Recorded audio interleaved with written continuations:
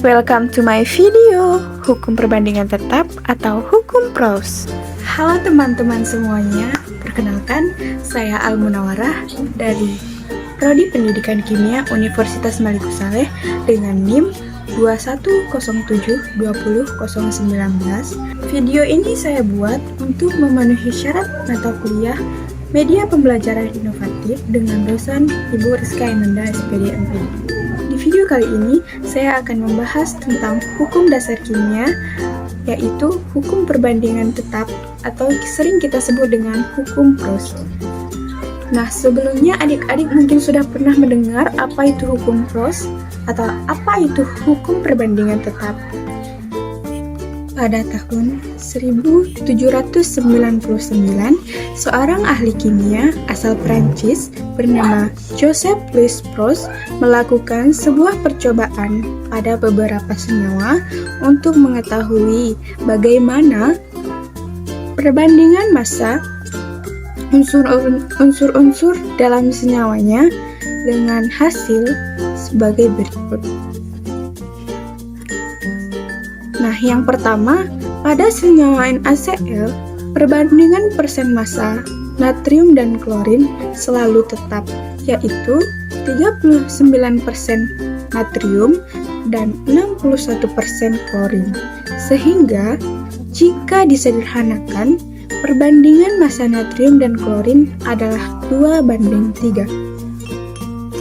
Yang kedua, pada molekul H2O atau air, perbandingan persen massa hidrogen dan oksigen selalu tetap, yaitu 11% hidrogen dan 89% oksigen. Sehingga perbandingan massa hidrogen dan oksigen adalah 1:8. Yang ketiga, pada molekul CO2, perbandingan persen massa karbon dan oksigen selalu tetap, yaitu 27,3% karbon dan 72,7% oksigen. Sehingga, jika disederhanakan, massa karbon dan oksigen perbandingannya selalu 3:8. Nah, berdasarkan hasil percobaannya tersebut, Proust kemudian menyimpulkan bahwa perbandingan massa unsur-unsur dalam suatu senyawa adalah tertentu dan tetap. Ini sering kita dengar dengan hukum perbandingan tetap.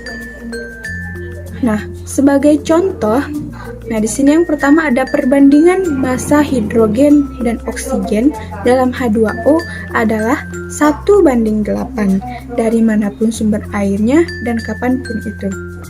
Yang kedua, jika kita menemukan suatu senyawa yang terdiri dari hidrogen dan oksigen, tetapi perbandingan massanya bukan 1:8, maka senyawa tersebut bukan H2O.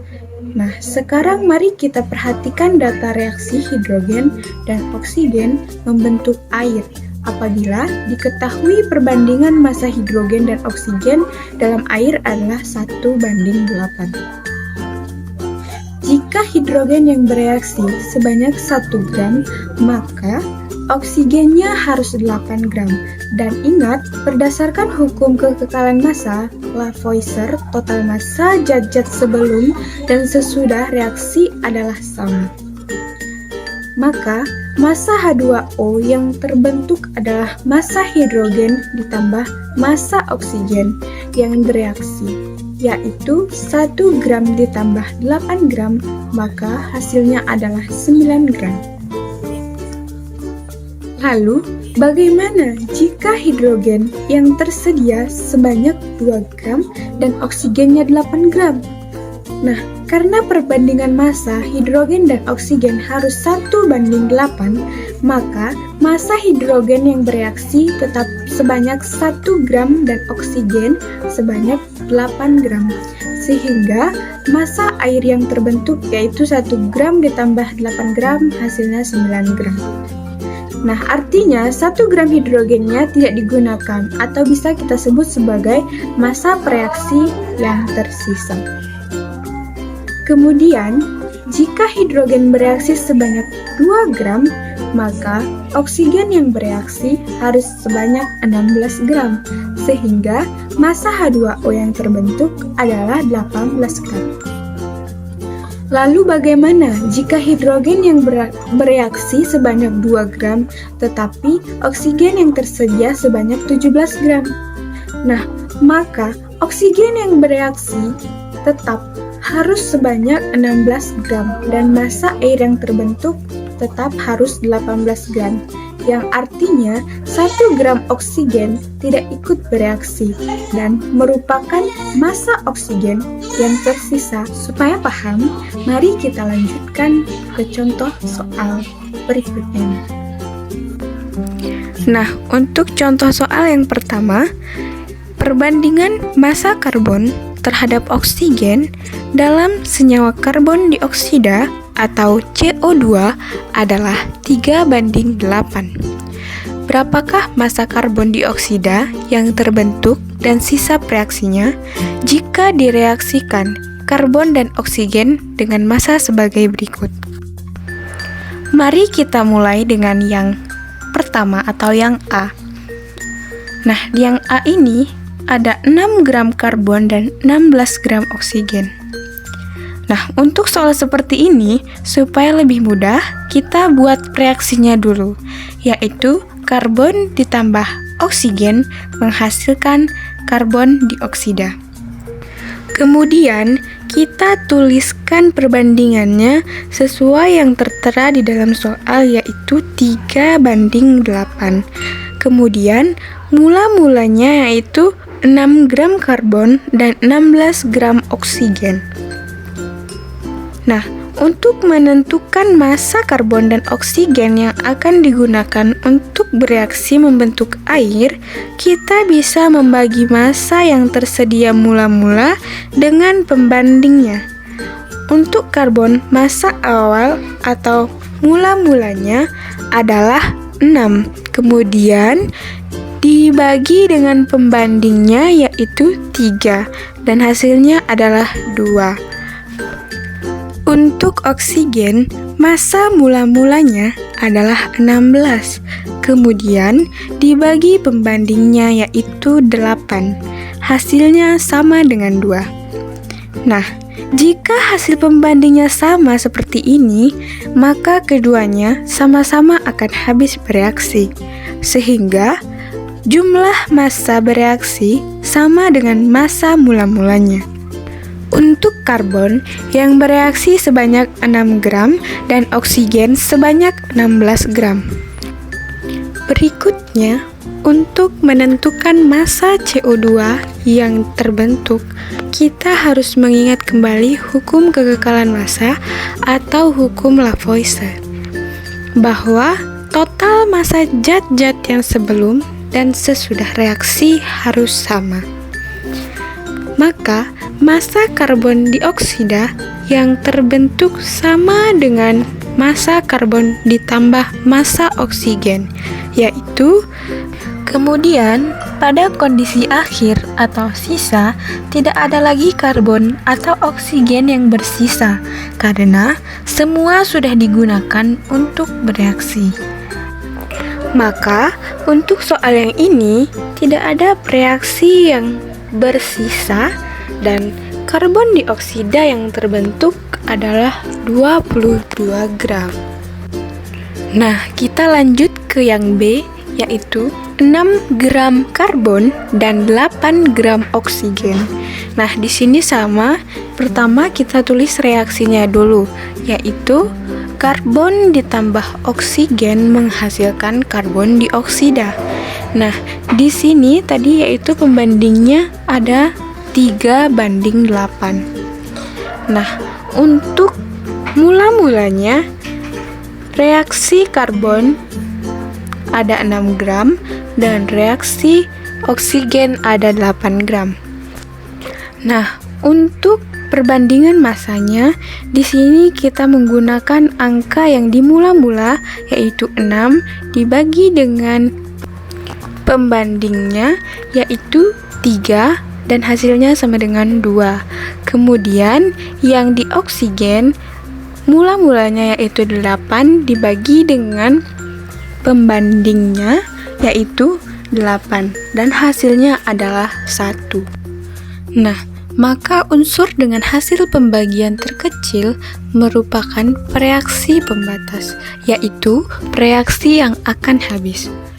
Jadi, oksigen yang bereaksi sebanyak awalnya yaitu 8 gram dan untuk karbon yang bereaksi adalah 3/8.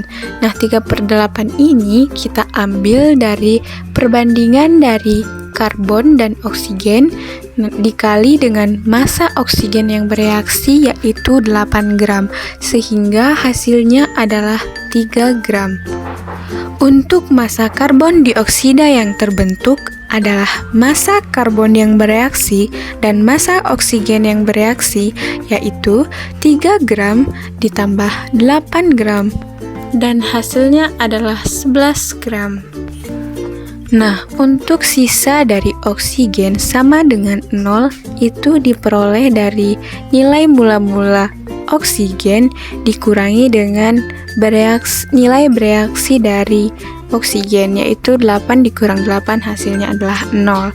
Kemudian sisa dari karbon yaitu mula-mulanya 6 dikurang dengan bereaksinya 3 maka hasilnya adalah 3 gram. Maka untuk soal yang ini reaksi yang tersisa adalah karbon berjumlah 3 gram dan karbon dioksida yang terbentuk adalah 11 gram. Nah, kita lanjutkan ke soal yang nomor 2, di mana di sini soalnya ada direaksikan gas nitrogen dan oksigen dengan perbandingan massa sebagai berikut. Berdasarkan tabel tersebut, perbandingan massa nitrogen dan oksigen dalam oksida nitrogen yang dihasilkan adalah. Nah, untuk mengetahui perbandingan massa nitrogen dan oksigen dalam oksida nitrogen pada soal ini, kita menggunakan data yang total massa zat sebelum reaksi, yaitu massa nitrogen ditambah dengan massa oksigen sama dengan massa total oksida nitrogen yang terbentuk. Hal ini mengacu pada hukum kekekalan massa atau hukum Lavoisier, sehingga dari keempat data pada tabel yang akan kita gunakan yaitu data yang ketiga, karena jika diperhatikan massa nitrogennya adalah 14 gram dan massa oksigennya 24 gram, sehingga massa total zat-zat sebelum reaksinya adalah 38 gram.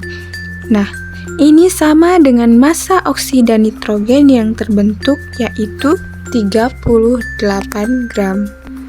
Kemudian, langsung saja kita bandingkan massa nitrogen ditambah dengan massa oksigen berdasarkan data ketiga ini. Massa nitrogen ada 14 dan oksigen ada 24, sehingga perbandingannya adalah 14/24. Dan jika disederhanakan menjadi 7/12. Jadi, perbandingan massa nitrogen dan oksigen pada soal ini adalah 7/12. Nah, itu dia video pembelajaran kali ini. Semoga pembelajaran ini dapat bermanfaat untuk kita semua. Terima kasih untuk semuanya. Saya akhiri. Assalamualaikum warahmatullahi wabarakatuh. Jangan lupa subscribe, like, dan share ya.